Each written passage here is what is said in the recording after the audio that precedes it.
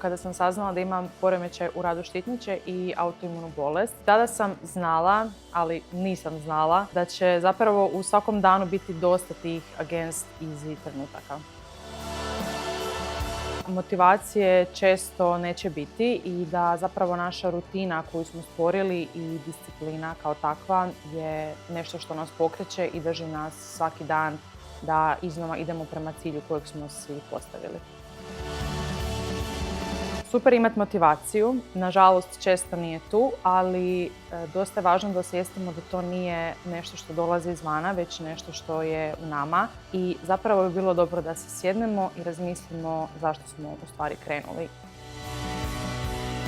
Ne mislim da su kritike nužno loše, dapače konstruktivne kritike je uvijek lijepo primiti, tako da je dosta važno i ko daje kritike, prema tome prosuditi da li ćemo ih poslušati ili ne. Nekada je stvarno lakši put, bolji put za nas i možda na ona vrata koja uporno kucamo, možda nisu naša vrata i moramo potražiti neka druga.